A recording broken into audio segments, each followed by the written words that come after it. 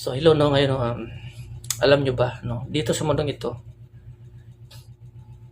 lahat ng gustuhin mo magagawa mo. Kung gusto mong kumain ng mga masasarap na pagkain, makakain mo 'yon. Kung gusto mong may gustong pasyalan, papasyalan mo. Kung gusto mong may mapuntahan ng isang lugar na maganda na matagal mo na pinapangarap, mapupuntahan mo. Lahat ng bagay dito sa mundong ito magagawa mo. Itong mga bagay na ito binigay ng Diyos sa tao upang masiyahan ng tao. Ngunit isa lamang ang dapat nating bantayan is mag-ingat po tayo.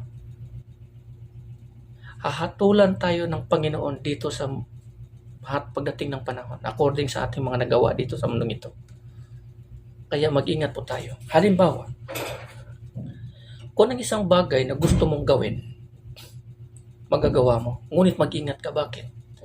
Minsan, ang mga bagay na yan, ginagamit din yan ni Satanas to destroy you, to distract you. Alam nyo yan, kung ano yan. May mga bagay tayo na gustong kainin. May mga pagkain tayo na gustong kainin. Gustong gawin natin itong mga bagay na ito. Itong mga bagay na ito, ibinigay sa atin ng Panginoon, ngunit nga sinasabi, mag-ingat po tayo. Kasi minsan, ginagamit din yan ni Satanas. Ngunit kung buo ang ating pananampalataya at isipin natin lagi ang Panginoon, na dito sa mundong ito, lilipas tayo. Ang lahat ng bagay dito sa mundong ito ay maaaring distraction for you. Lalo na sa panahon ngayon na marami ng mga nagsilipana na mga temptation, distraction.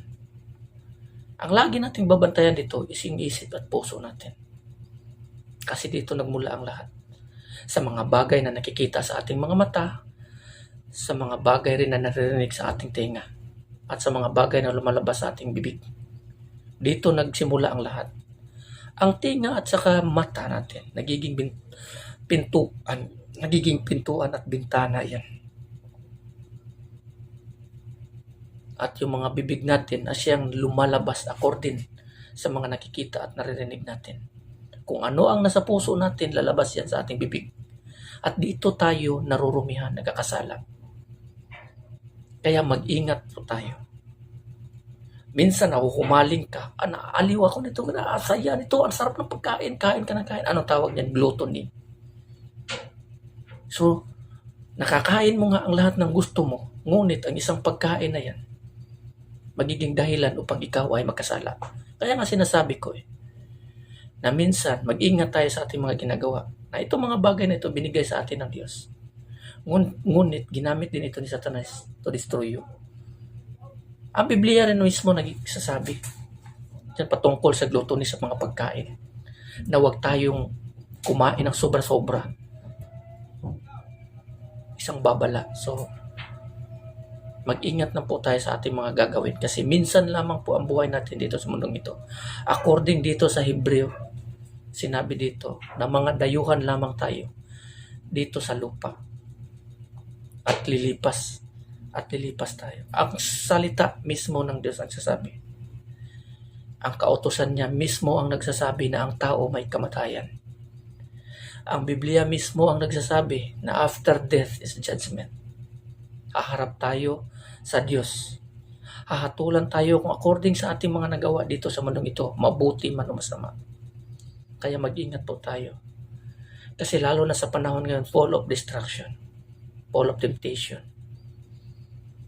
So hanggang dito na lang, no, and God bless everyone. No? So lagi nating ipa-priority ang Panginoong Hesukristo. Huwag nating sayangin o ibaliwala ang kanyang kamatayan. Kasi dito sa mundong ito o sa buhay na ito, siya lamang ang ating pag-asa. Dito sa mundong ito, hindi talaga tayo nakaabot sa kalwalhatian ng Diyos. Hinaharangan tayo ng isang pader ng kasalanan. Ngunit yung pader na yon, winasak yun sa pamamagitan ng ating Panginoong Hesukristo. Na sa pamamagitan niya, winasak yun at nagkaroon tayo ng daan patungo sa Ama at sa buhay na walang hanggan sa pamamagitan ng ating Panginoong Hesukristo. At dahil dyan, winasak ni Kristo ang pader upang tayo ay makadaan. Hintil ka man o Hudyo. So si Kristo ang ating pag-asa sa buhay na ito. Lagi nating tatandaan. dito sa mundong ito, temporary lamang tayo. No? So hanggang dito na lang yan. God bless everyone.